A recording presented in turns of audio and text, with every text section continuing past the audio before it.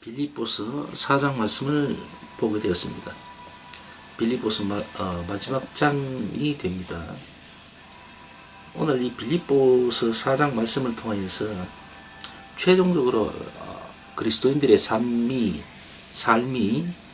어떠해야 하는가를 잘 소개해 주고 있습니다. 먼저 11절, 12절, 13절 말씀을 한번 볼까요? 내가 궁핍함으로 말하는 것이 아니라 어떠한 형편에든지 내가 자족하기를 배웠노니 내가 비천에 처할 줄도 알고 풍부에 처할 줄도 알아. 모든 일에 배부르며 배고픔과 풍부와 궁핍에도 일체의 비결을 배웠노라. 내게 능력 주시는 자 안에서 내가 모든 것을 할 수 있느니라. 이렇게 되어 있습니다. 이 말씀을 우리가 들어보면은 사실 사도 바울이 우리에게 전부터 계속 한 가지 한 방향으로 우리에게 깊이 권면해 주고 있는 것이 있습니다. 그것이 뭔가 하면은 이제 감사 생활을 하라라는 겁니다. 그러니까 감사할 수 있음으로 인해서 내 삶의 형편이 어떠하든 간에 주 안에서 주님 주시는 능력 안에서 다 충만할 수 있다. 이렇게 사도 바울은 소개하고 있습니다. 사실 사도 바울의 이런 어떤 행적들 하나님 말씀을 통해서 보자면은 사실 예를 들어서 어떤 지식이라든가 진리에 대해서 배운 바 또 알고 있는 지식들을 소개하는 정도가 아니고 사도 바울은 그 삶 자체를 이렇게 소개하죠. 자신의 삶이 이러하다라며 이렇게 소개를 하고 있죠. 그러니까 그냥 지식적인 어떤 그런 부분들을 소개하는 것이 아니라 내 삶의 모습들을 그대로 성도들에게 소개를 하고 있는 겁니다. 그러니까 내가 이렇게 하고 있으니 내 삶을 본받아라 라고 이렇게 얘기를 하고 있습니다. 그러니까 물론 다른 사도들도 마찬가지겠지만 사도 바울 같은 경우는 좀 더 구체적이고 또 굉장히 좀 뭐랄까요, 섬세하고 또 체험적인 어떤 그런 느낌들을 받습니다. 다른 사도들과는 뭔가 좀 확연히 다른 부분들이 있는 것 같아요. 그런 면에서 너희는 내게 배우고 받고 듣고 본바를 행하라. 그리하면 평강의 하나님이 너희와 함께 계시리라. 이렇게 자신 있게 소개합니다. 그러니까 내 모습이 곧 그리스도를 쫓음이기 때문에 정말 알고자 하고 내가 참여하고자 한다면은 내가 간 길을 너희들도 따라와라. 이렇게 소개를 합니다. 이 정도 이렇게 구체적으로 제시할 수 있는 믿음이라는 면은 저 같은 비로한 자 입장에서는 사실 인정할 수밖에 없는 부분이라고 생각이 됩니다. 솔직히 저는 이렇게 바울처럼 자신 있게 소개할 수가 없습니다. 정말 너무도 부족한 모습이죠. 그래서 감히 저는 나같이 행동하라 이렇게 여러분들에게 말씀을 드릴 수가 없습니다. 감히 그렇게 할 수가 없죠. 제가 오히려 훌륭한 분들을 많이 배우고 따라야 될 그런 형편이죠. 다만 복음에 관련되어서 쓰임받기를 원하는 마음은 사실 사도 바울 못지않게 사실 그런 마음은 있습니다. 욕심만 있는 거죠. 어쨌든 6절 7절 말씀을 보고 오늘 예배를 마칠까 합니다. 6절 7절 말씀 다시 한번 봅시다. 아무것도 염려하지 말고 오직 모든 일에 기도와 간구로 너희 구할 것을 감사함으로 하나님께 아뢰라. 그리하면 모든 지각에 뛰어난 하나님의 평강이 그리스도 예수 안에서 너희 마음과 생각을 지키시리라. 이렇게 이야기하고 있습니다. 그러니까 6절 7절 말씀, 이 말씀은 결국 우리 성도들의 어떤 일상이 되어야 된다라고 얘기하는 거죠. 일상의 모습이 되어야 된다는 겁니다. 다시 한번 볼까요? 아무것도 염려하지 말고 오직 모든 일에 기도와 간구로 너희 구할 것을 감사함으로 하나님께 아뢰라.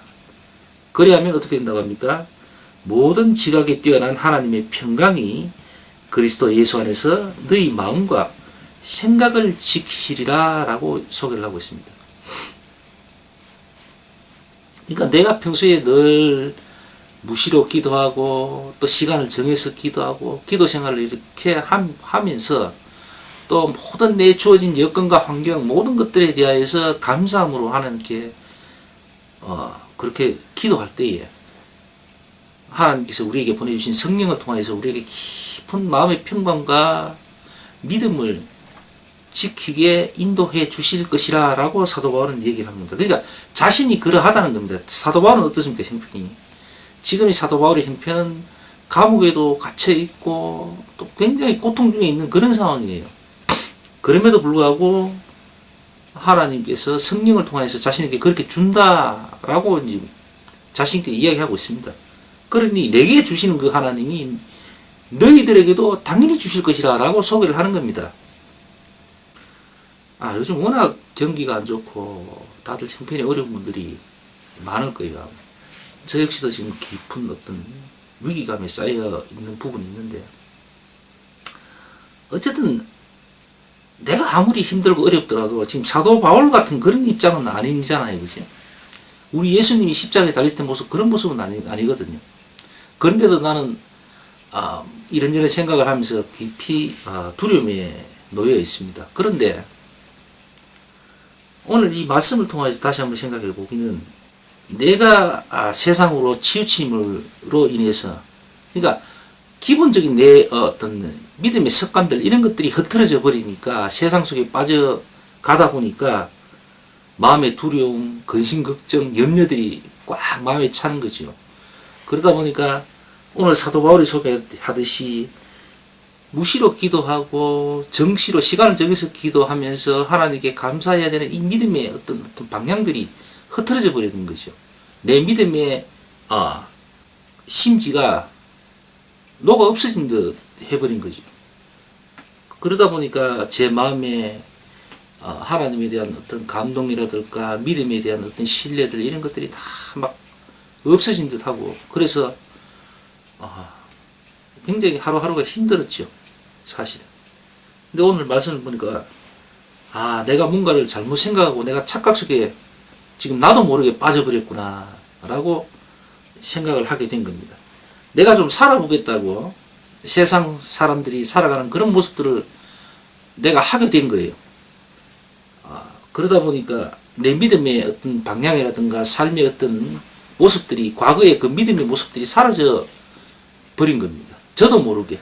제가 그걸 알았다면 나도 어떻게 했겠죠. 근데 나도 모르게 세상 속에 빠져버린 거예요. 사업이랍시고 조그맣게 하면서 거기에 막 어떻게 매달리다 보니까 어차피 사업이든 뭐든 하나님께 달리는 건데 내가 어떻게 해보려고 자꾸 애를 썼던 거죠. 그래서 세상 사람들의 방법이라든가 이런 걸 자꾸 하다 보니까 내 믿음에서 내 삶의 어떤 근본적인 모습들이 나도 모르게 빠져나가 버린 거예요. 이건 아니겠구나. 그래서 다시 본연의 모습으로 돌아가야 되겠다라고 생각을 하게 됐습니다.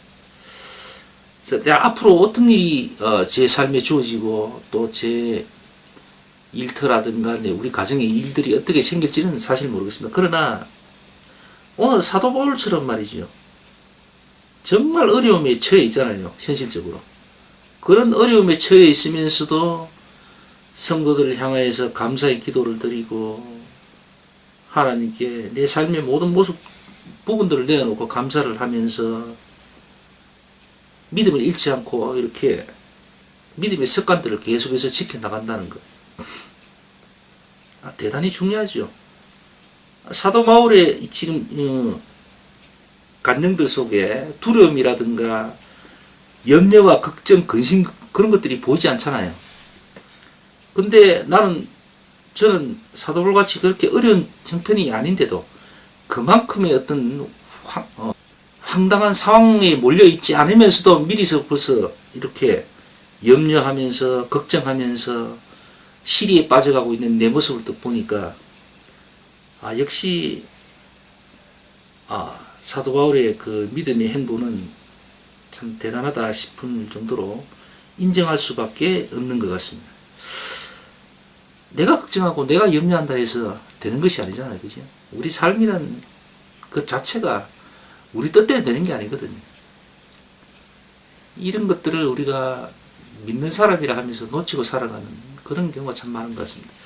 자, 어쨌든 굉장히 경제적으로나 또 나라의 형편이 뭐 정치적으로도 그렇고 대단히 혼란스럽고 위험천만하고 어렵습니다. 정말 어렵습니다. 그러나 하나님의 자녀는 오늘 사도 바울과 같이 비천에 처하든 풍부에 처하든 그죠? 어떤 형편 상황에서도 자족할 줄 알고 만족하면서 살아낼 수 있다는 거죠. 믿음 안에 바로 서 있으면은 그렇게 될 수가 있다는 겁니다. 전적으로 동의하는 바입니다. 그 말씀에. 하나님의 말씀에 대하여서 정말 부정하지 않고 받아들이고 인정할 수밖에 없는 거죠. 자, 어쨌든 오늘 말씀을 보면서 지금 힘겨운 상황에 놓여 있으면은 다시 한번 힘을 내시고 감사함으로 기도하시고 어떤 형편과 처지에서도 믿음의 끈을 놓지 마시기를 간곡히 부탁드리면서